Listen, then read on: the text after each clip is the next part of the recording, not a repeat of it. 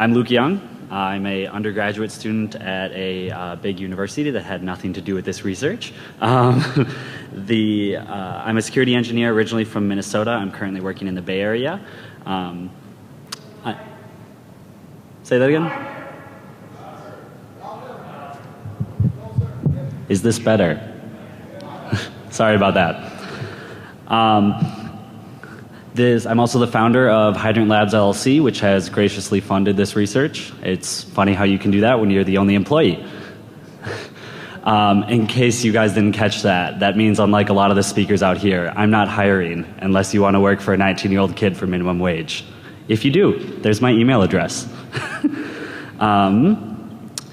Also, if you have any questions about the research or you'd like to send me legal threats, or both, that's my email, or you can snail mail things to the whoisinfo on the project domain, which will be listed at the end. So, as usual, we're going to start with a quick rundown of what I'll be talking about today. I'm going to talk about what a bit flip is and the history of their exploitation. After that, I'll get into bit squatting, which is a specific type of bit flip exploitation. Finally, we'll move into my research on bit flips via bit squatting, and I'll finish things up with a complete code release, partial data dump, followed by Q&A. So, what's a bit flip? A bit flip occurs when a bit flips from a 1 to a 0 or a 0 to a 1. It's a pretty simple concept. It can happen for a variety of reasons. Heat, electrical problems, radioactive contamination, cosmic rays, among others.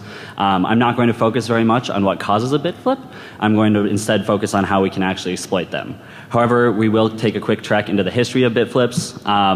In 2003, a paper was published by Princeton University titled Using Memory Errors to Attack a Virtual Machine. In the study, they literally took a 50-watt light bulb, put it over a memory module to intentionally induce bit flips, and then used it to escape the JVM.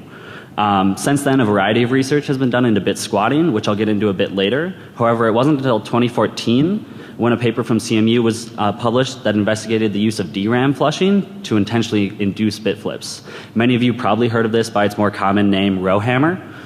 In 2015, Google's Project Zero team showed that it was possible to exploit a bit flip to actually gain kernel privileges. Now, what is bit squatting? I keep saying this word. Bit squatting was a name coined by Artem Dynenberg. It refers to a specific exploitation of bit flips via purchasing domains that are one bit away from the legitimate domain, in the hopes that a bit flip will occur and the user's traffic will be directed to your domain instead of the original intended domain. So let's take an example. We take the domain cnn.com. You can see the binary representation of it right there. If the last 0 in the second n, or in the first n, flips from a 0 to a 1, you can see it changes to con.com. So, normally these domains aren't actually registered, and so the request will fail silently, or the user won't ever actually notice something happened. And so the idea is, with a bit squat, to purchase these domains instead. Now, how do you actually come up with all the possible bit squats? You can't just flip every single bit. So if we take a legitimate domain name, let's say www.defcon.org, and you can see the binary representation of one of the letters in E, for example, we can actually throw away any bit flips that occur in the first bit, because in 7-bit ASCII, it's always going to be 0. And in most cases, we can throw away any flips that occur in the 3rd bit, depending on where you're indexing from. That's because this represents the case of the character, and in domain names, this is irrelevant. Unfortunately, this doesn't leave us with 6 possible bit flips. That's because domain names only have certain valid characters, primarily A through Z, 0 through 9, and dashes. In the case of E, this gives us 5 possible flips, U, M, A, G, and D.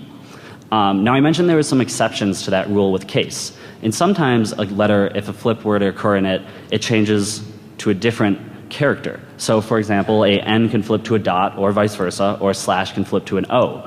So these can actually happen where a flip will occur and it will still complete to a valid domain. Or, for example, a subdomain can change to www.ndefcon.org. This was actually researched at DEF CON 21 by Jason Schultz from Cisco. He explored the possibility of bit flips in the new GTLDs, such as .exchange, .cloud. So, using this information, we can find there's actually 43 possible top-level registerable bit squats of www.defcon.org. I've written a tool called bflookup that will generate a list of all possible bit squats of a given domain, and it'll be linked on the project site, which I'll show at the end. Now, I want to quickly note some of the previous bit squatting before my research. During DEF CON 19, Artem Dynenberg first coined the term bit squatting, and more recently, Robert Stuckey and Jason Schultz conducted more extensive research into bit squatting, which was actually the inspiration behind Project BitFlip. And what is Project BitFlip? Project BitFlip is my research into how do you actually exploit a bit squat. It makes a lot of sense of how a bit squat can occur and how it gets sent to potentially the wrong person, but how do you actually exploit that to pivot somewhere? So let's take an example. Let's imagine an internal site, say a corporate wiki or a continuous integration system that includes jQuery from the jQuery CDN code.jquery.com. Since your browser is loading this page for the first time, it doesn't know who code.jquery.com is, so it's going to initiate a request to the user's DNS resolver. This would be Google DNS, Comcast, OpenDNS, etc. Now, suddenly a bit flip occurs. Code.jquery.com has become code.jqueezy.com instead. This could have happened in memory on the device running the browser. It could have happened in the memory of the NIC. It could have happened in transit when a checksum was recalculated, or even in the memory of the DNS resolver itself. Now, the DNS resolver, if we assume this is a cold request, doesn't actually know who's in charge of jqueezy.com, so it's going to ask the DNS root via a authoritative name server lookup. It's going to send that. The DNS root is going to answer with ns1 and ns2.bitflip.com. Now, what is this domain suddenly? Bitflip.com is the domain I purchased to act as the control domain for the entire site. And it has a 1 in it because someone else already owned bitflip.com. So, these answers get sent back to the DNS resolver, which the DNS resolver is then going to use to send a query to the Project BitFlip server. It's going to ask for code.jqueezy.com. Now, this is also where this is going to begin to deviate a bit from a standard DNS question and answer. We're actually going to send back 2 answers to the DNS resolver. One for code.jquery.com and one for code.jqueezy.com. Now, the reason we do this is we don't actually know where in the process the bitflip has occurred. So we don't know what answer the DNS resolver is expecting. So we send both back to them and let the DNS resolver pick the correct one and ignore the other packet. The DNS resolver is then going to send this back to the browser, which it will then use to issue a HTTP GET request. Now, if you were attentive, a few slides back, you may have noticed those 2 different answers actually had different IP addresses.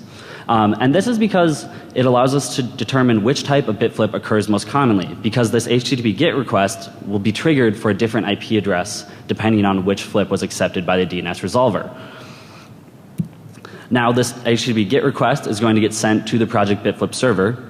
Now, this is also where we get to deviate a bit from previous research. Instead of just answering this with a 404 or a 200, we're going to be a little mean. We're going to send back a 301 moved permanently. This has the effect of permanently caching the bitflip in the browser's cache, so that subsequent page loads are then directed to the Project BitFlip server even when a bitflip hasn't occurred. And we're also going to send it to a unique subdomain of bitflip.com. Now, the reason for this is the browser is not going to know who's in charge of that subdomain. So when it gets the request, it's then going to have to issue another DNS question. It's going to send that to the DNS resolver, which will send it through to Project BitFlip. This allows me to directly tie a specific user's browser with their DNS resolver, because you may have noticed at this point there's no way to tell which browser initiated a specific query which came, because they all originate from the DNS resolver. Following this, we have a pretty standard path. The answer gets back to the browser issues a HTTP GET for jQuery.js, Project BitFlip receives it, and we find the answer with a 200. And we send back this tracking JavaScript. Wait a second, I asked for jQuery.js, not tracking JavaScript. Too bad, I'm not jQuery. So instead we're going to send back this, which the browser, believing it originated from code.jquery.com, is going to faithfully execute in the context of your internal site, whether it be a continuous integration system, internal wiki, basically anything with any important data on it. Or any site that a user would be tricked into entering credentials into, believing that they were on the original site. Now, how do you actually build all of this? This is great in theory, but actually answering all these queries is complicated. The second tool I'm releasing is BFDNS. It's a Golang DNS server specifically designed to answer BitSquat DNS queries, along with BFWWW, which is the Lighty configuration that I used to answer all these queries, along with a bunch of PHP scripts, gross, that are used to answer the actual tracking JavaScript. I keep mentioning this tracking JavaScript. What does it actually track? Basically everything that you can track with JavaScript. It pulls the user's installed plugins, user agent, time zone, language, refer, the document title, the screen size, the resolution, the current URL, the do not track cookie, the installed fonts that are via Flash, and then it also pulls the local IP addresses on the system via WebRTC. Some of you guys may have seen this from the Beef Talk. There's a way to pull with WebRTC. The session description protocol actually contains all of the local IP addresses installed on the system, and so JavaScript has access to those even if they aren't the route that was used to access the site. And these are internal LAN IPs. So in addition to external IPs if your computer is directly connected to the internet. It also pulls the cookie names and a SHA-256 of their value. You could actually pull the cookie values. I don't want to get sued, so I just pulled the 256 hash of them. Now, we need somewhere to host all of this. So we need to select a host. We need somewhere that supports multiple IPv4 addresses so that we can answer each question with a different IP address. We also want IPv6 support so that we can evaluate IPv6 usage. And also somewhere that bandwidth is really cheap in case a bandwidth spike occurs if a big DNS resolver were to cache one of our results, such as Google DNS or Comcast, because then it would be serving it to their millions of customers and that would result in a lot of traffic. Finally, I wanted somewhere that was a smaller company in case there were letters or legal threats sent to them, somewhere that would actually look out for their customers and wouldn't be able to just say, go away, pick another host. I ended up settling on a host called Ramnode, small VPS, 3 terabytes of bandwidth a month. It cost about $15 a month. Finally, we need some domains other than the project domain. So I don't know how many of you know a college student, but we're really lazy. Whatever option requires the least amount of work is the option we're probably going to take. So rather than building a list of domain from a bunch of data sets like the Alexa 500 or other similar sets, I fired up a web proxy and browsed the internet for a day. At the end of the day, I looked at all the top sites that I'd hit and looked for ones that would have interesting data. We got the mic falling over. Sorry.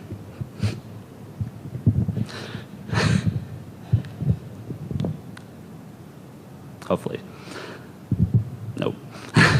I took care to only grab sites that would yield interesting data and tried to explicitly avoid any sites that would have data such as HIPAA or PCI. The first site I bought was googleusercontent.com. It serves images for Google sites. Main reason I purchased it was because it's a really, really long domain name. And so there's a lot of opportunities for a bit flip to occur in memory, especially when browsers copy the domain name multiple times. In fact, here's all of the possible bit flips of it, or rather, here's the 72 of them I was able to buy. There are 79 possible valid ones.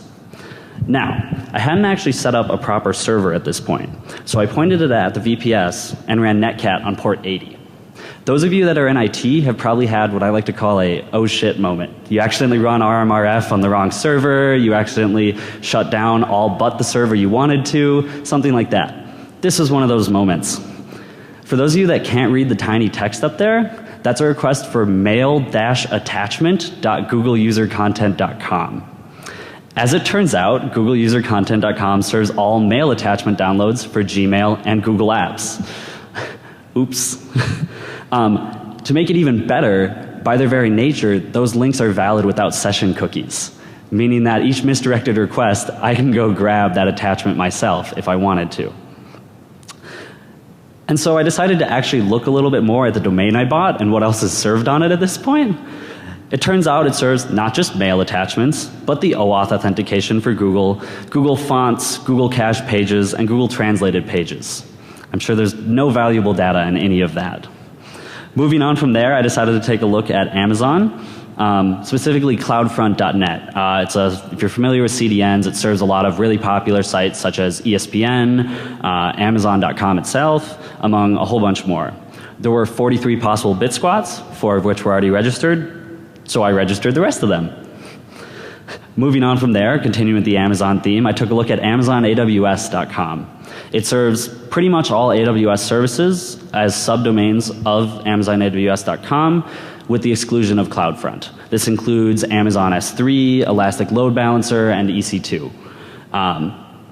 Interestingly, this is one of the few domains I came across in my research that a lot of the bitflips were already owned for. The other one being Akimai, who actually owned all of their bitflips. In this case, Amazon owned 33 out of the 38 possible bitflips.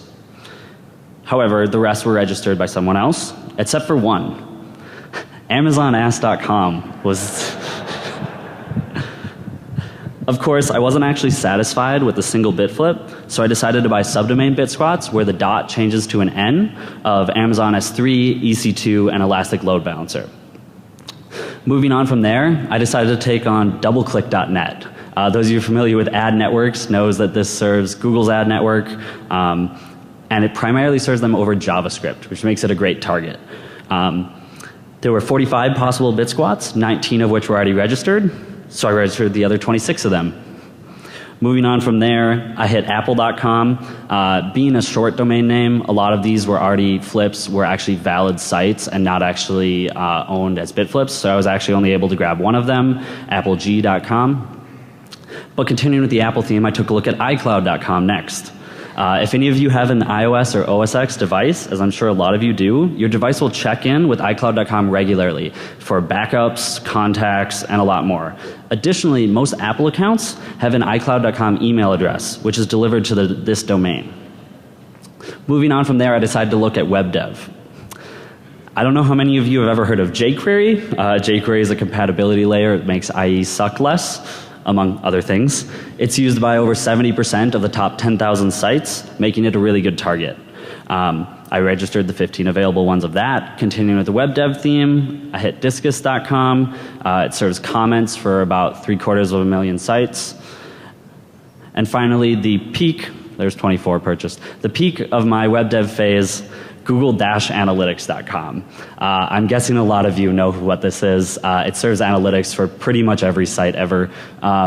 It's the most widely used website statistics service in the world. Interestingly, I wasn't the first person to have this idea. 53 of the bitsquats were already registered by another party.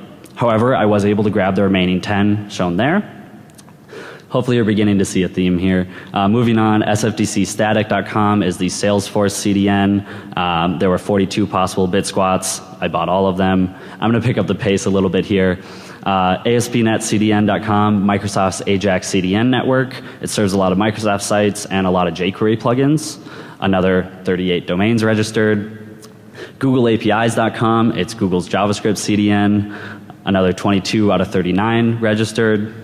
gstatic.com. This one's a fun one. It's Google's static content hosting. It serves things like the Chrome internet connectivity test. So when you plug your computer into the network and suddenly Chrome says, oh, you're online now, it's hitting gstatic.com. Additionally, it serves things like the Chromecast login page, along with a lot of other stuff. The other thing that makes this interesting is that this is one of the domains that was purchased by both Artem Dynenberg and Robert Stuckey in their research, yet the domain was freely available, not purchased by any other entities, or by Google itself. I was able to grab 19 out of the 30 possible bitsquats. Finally, to finish things up, Facebook CDN, YouTube CDN, Twitter's CDN, and there we go. Now, that was 337 domains. I know you all were keeping count. You're probably asking yourself, how did I pay for all of those? Coupons. I don't know if many of you have seen the TLC show Extreme Couponing. That was a documentary of my life for about a month. Eventually I actually ran out of coupons and I found 1&1. 1&1 has a nice advertisement on the site for 99-cent domain names.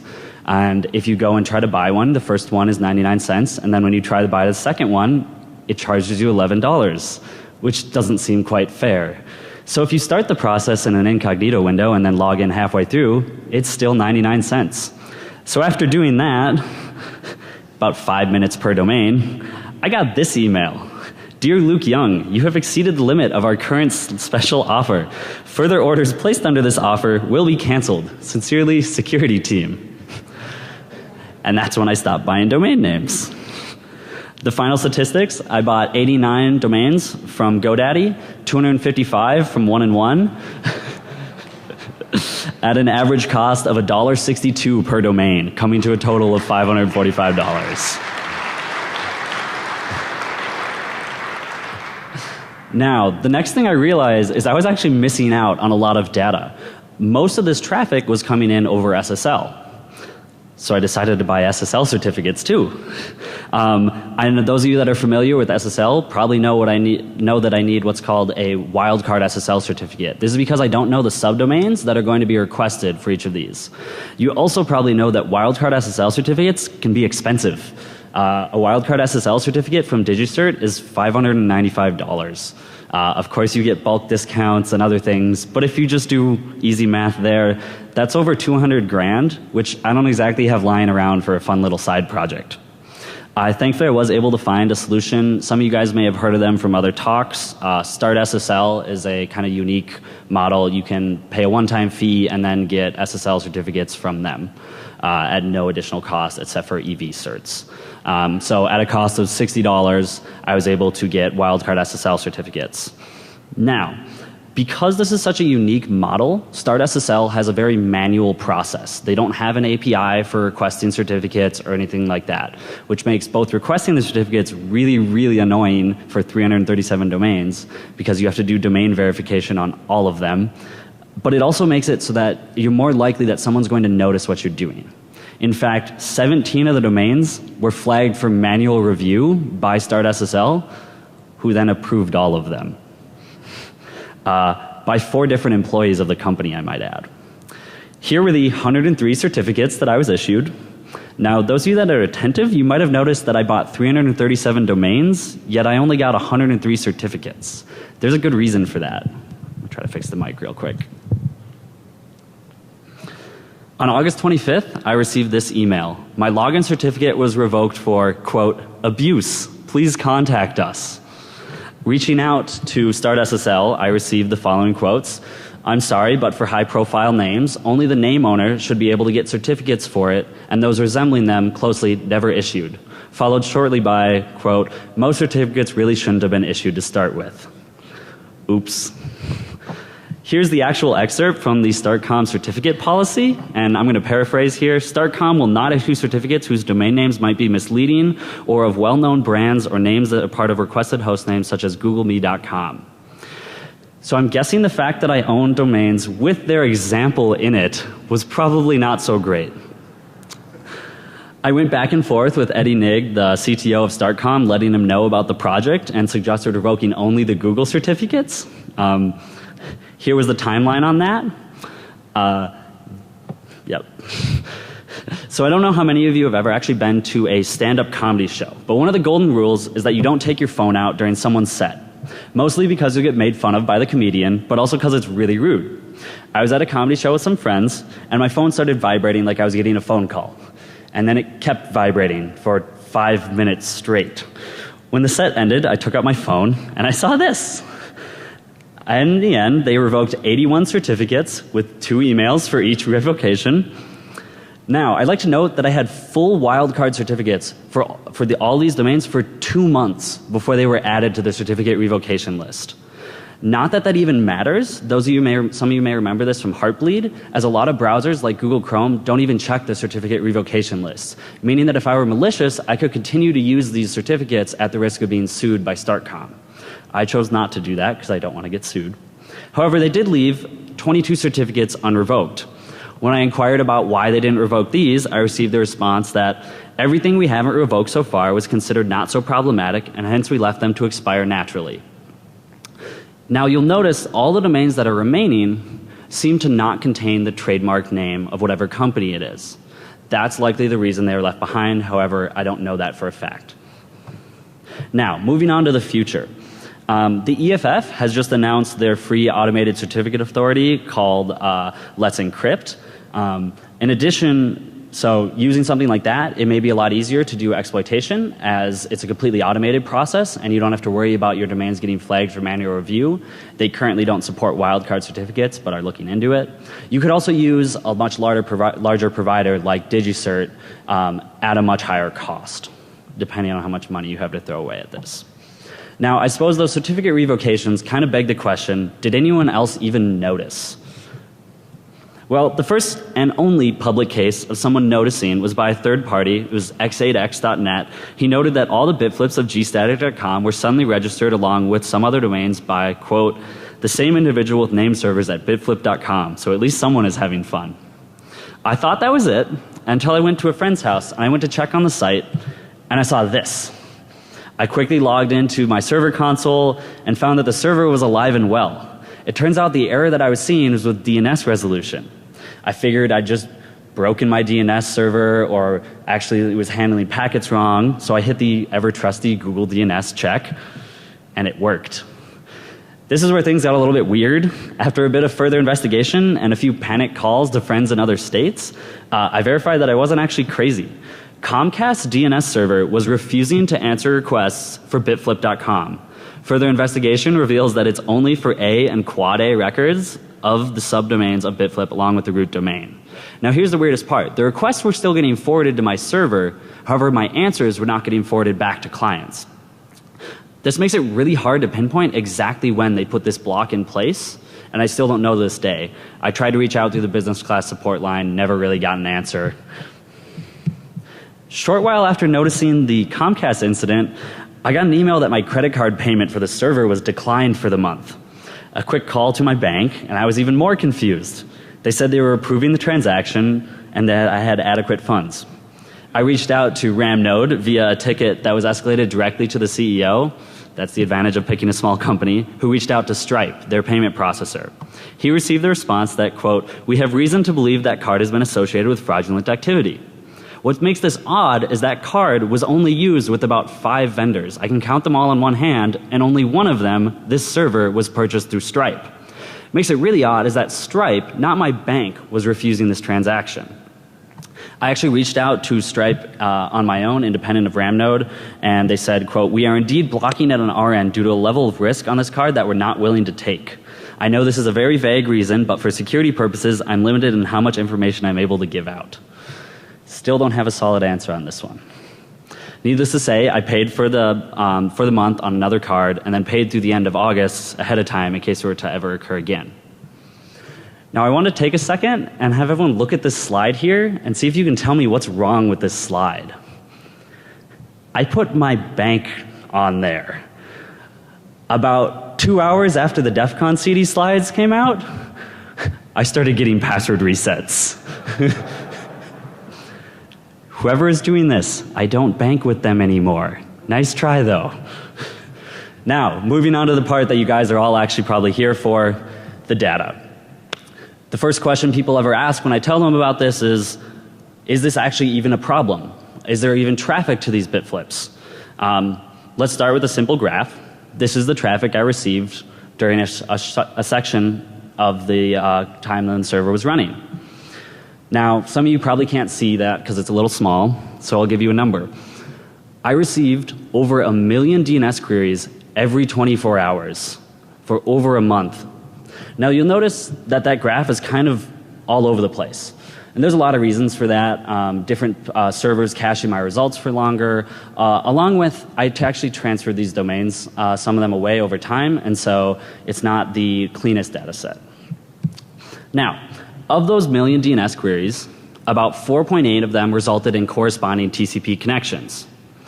Of those TCP connections, 85% of the initiated SSL connections completed the handshake and issued an HTTP request. Now, those of you that were paying attention earlier might have noticed that I had 22 certificates out of the 337 domains. Those numbers just don't add up. The best answer I can give you on that is a lot of people have misconfigured systems that are actually accepting SSL certificates that are for the invalid name. Because these are valid SSL certificates that I was serving, they're just not for the domain that the user requested. Now, what about those HTTP access logs? The server handled about 2.4 million requests, and I was able to determine that repeat users, so users that had cached the result because of that 501 redirect, remained cached for an average of 4.33 requests. So this means that after a flip occurred, wherever it may have occurred in the request process, you continue to try to access jQuery.js from me for the next 4.3 times that you visited that site. I can also tell you all sorts of interesting things from this traffic. I can tell you the most common languages that were that users had on their system. The graph on the left is the HTTP accept language header, and the graph on the right is the languages returned from the JavaScript. Interestingly, it seems like the JavaScript executed on Chinese machines much more than any other language. Not really sure why that is. It's also interesting that most of the traffic was coming from, had a Chinese language set, and this actually doesn't match up with standard data sets of what most common accept language headers are. So for some reason, bit flips were occurring more commonly on Chinese computers. I can tell you things like the most common screen resolution or IPv6 adoption, which was abysmal, about 1.67% of queries. I do have to note that I wasn't actually forcing users to try an IPv6, so this was just clients that preferred IPv6 over IPv4. I can tell you things like browser usage. You can see the Wikimedia, so Wikipedia's traffic over February is on the left, their breakdown of browsers, versus the traffic I received is on the right. You'll see a significantly larger chunk is coming from Chrome. It could be because Chrome is doing more memory copies in each of its requests. It could just be because more of the users happen to be running Chrome, along with a larger proportion of IE. I can tell you things like OS usage. Same statistics, Wikimedia on the left and my traffic on the right. A large portion of traffic coming from Windows 7 and Windows XP, with a much smaller portion coming from OS X and iOS. I can tell you things like cookies. I had acquired 240,000 cookie names and values. Now, these cookies could be anything from Google Analytics tracking data to actual session tokens for, say, your Gmail login. The top cookies were from Google Analytics, Baidu, and for some reason, weather.com. So I have literally thousands of users' zip code that they always look up weather for saved in my data set. I don't know why. I can tell you interesting things like, here's someone browsing Amazon.com looking for an iPad, and their session cookies were sent happily to me. Anyone want to buy an iPad? We can look at things like, here is someone trying to log into OAuth, and their session cookies being sent to me along with their OAuth token. Or things that are more interesting like iPhones checking in to download, in this case just checking into the App Store, or in this case trying to download an actual app from me. Some of you may have seen some of the hacking team. Their research was into serving malicious applications to users that could be utilized in something like this, where a malicious application is sent back instead of the application the user intended to download. As long as it's signed with a valid certificate, iOS will accept it and install it. Or we could just have iOS devices asking me for software updates. I actually did some research into this, and you could serve them different software updates instead. I also do things like the HTTP refer value. Here were the top Google searches that I pulled from the refer values. For some reason, a lot of people really want to know about wood birthday gifts for their wife. I have no idea why. The other thing I pulled was local IP addresses. I was able to pull 158,000 IP addresses off varying systems. 12% of those were non-private IP addresses. This means that those systems were likely directly connected to the internet, or were using, a lot of them are IPv6 addresses, which by their very nature don't go through a NAT. I can tell you the most common local IP addresses. Super fascinating graph. They're pretty much all 192.168, primarily consumers. Where it gets more interesting is when we look at other traffic. For example, here's the SMTP traffic that my server received. And you can't really see it out there. It's kind of small text. The numbers on those side are 20,000, 40,000, and 60,000. That's how many requests I was receiving each day. That's someone trying to send an email, a bit flip occurs, and it gets sent to me instead. Now, if any of you have ever worked on mail systems, you probably know that SMTP doesn't really work well with TLS. Pretty much everyone uses self-signed certificates, and even if you weren't using a self-signed certificate, I actually own the certificates for these sites as well, so it doesn't even make a difference. And you'll notice that big jump there at the end, up to about 60,000. That was June 19th, where Hotmail cached my entry for iCloud.com and sent all emails that were intended to go to iCloud users to me instead. Oops. In continuing with the SMTP theme, I was looking through the traffic and I set up a query that would show me where the origin BGP route came from. And I found that 38% of my traffic was coming from AS13414, which is owned by Twitter. Primarily those two subnet ranges. And you'll notice that pie chart there is for what the DNS requests were coming from them. They're all for iCloud.com. As it turns out, these are mainly MX and A record lookups, and they were resulting in SMTP connections. These DNS queries resulted in about 390 connections attempts per day. And based on this info, I'm guessing that what was happening was a bit flip was occurring and Twitter was trying to send password reset emails, promotional emails, and other things to users with an iCloud email address and sending them to me instead. I reached out to Twitter, who said, after some discussion, it looks like we're trying to restrict outbound traffic from our network to bitflip domains. This should address the specific problems you outlined without having to worry about the domains and who owns them. Now, how did I actually run all these queries? I wrote a tool called BF Splunk. It's source types for Splunk and a bunch of queries. It'll be listed on the site at the end. I'd love to say Splunk sponsored this talk, but I never actually called the salesperson back. Oops. Now, how do you actually remediate this? Buy your bitflips. You probably already buy the typos of your domain. Buy your bitflips as well. It's really not that more expensive, and it can actually save your users a lot of problems. You don't have to actually answer them. You don't have to do anything. Just own them so that someone else doesn't. The other thing you can do is use ECC memory and set up an RPZ for internal flips. However, that doesn't protect your users. That just protects users within your network. Now, before I get into the data release, I want to talk about what I did with the domains. I reached out to all the companies whose domains I'd purchased for this talk and offered to transfer the domains to them for free. The first company to get back to me was Salesforce. I wanted to take a second to really give props to their team. They had a response with authorization to transfer the domains in under 2 hours, and the domains process was initiated in under 24. Next company was Apple. The domains were transferred in about 2 days. Following them was Amazon AWS, with the domains transferred in a little over 2 weeks due to some scheduling issues on my end. Facebook followed them closely by a tad over 2 weeks. Microsoft, they're being transferred right now. Now, those are the companies that accepted the transfers. Some companies, like Twitter, actually said that they didn't want the domains. Here was the exact quote. We don't actively try to prevent bit flipping attacks by registering all the nearby domains due to the fact these attacks are relatively rare and that we own a lot of domains. This would be quite an undertaking. So we're not interested in acquiring the domains you have. Please just maintain possession of them until they expire, which they have. The next company was Google, which after 3 weeks had a very similar response, saying their domains team was not interested in purchasing them. Those 154 domains are now up for purchase. Now, the companies that did actually transfer them, some of them didn't actually do it right. Here's the whois info for 2 of the domains. They're still pointing the name servers to me even though they own the domain. So I'm still getting all the user traffic even though they own the domain.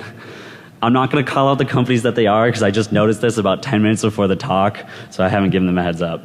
Now, onto the data release. I'm happy to say I'm releasing complete logs in JSON format. So complete DNS logs for every single query I received. They contain the source, the port, the queue name, queue type, pretty much all that. The info's self-explanatory on the site, along with anonymized web server logs, which contain things like the user agent, the accepted language header, the HTTP host they were intending for, the method. They do not contain the URL or the URL query, and they contain a hash of the source address, so you cannot tie it back to a particular user. In the same vein, I'm releasing anonymized SSL and SMTP logs, which both contain the same hashed source IP.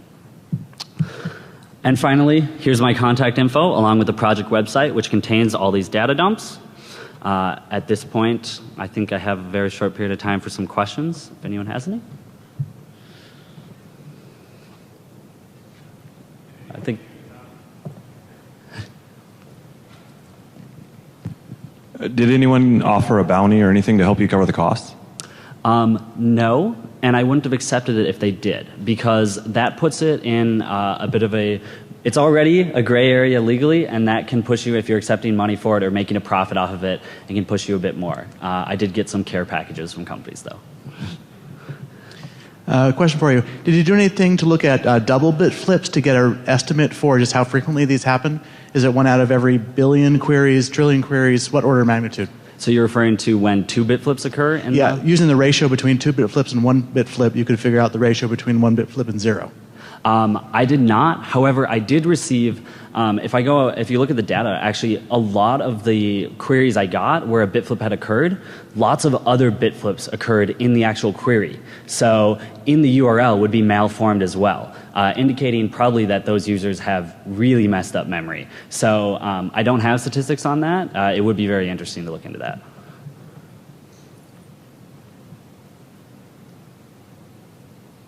Any other questions?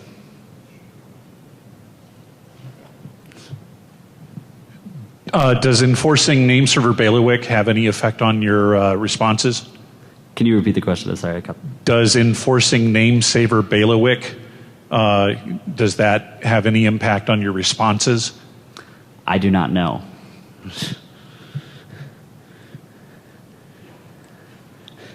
Any other questions? Nope.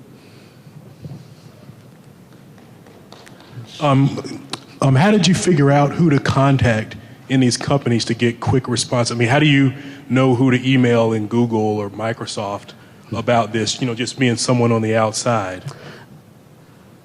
So all of these contacts out to the company were sent to the security at alias or to whatever information they had listed. If I just Googled the company name and security, a few of them did have to get pinged through personal connections to make sure they actually got handled. All right. Thank you very much.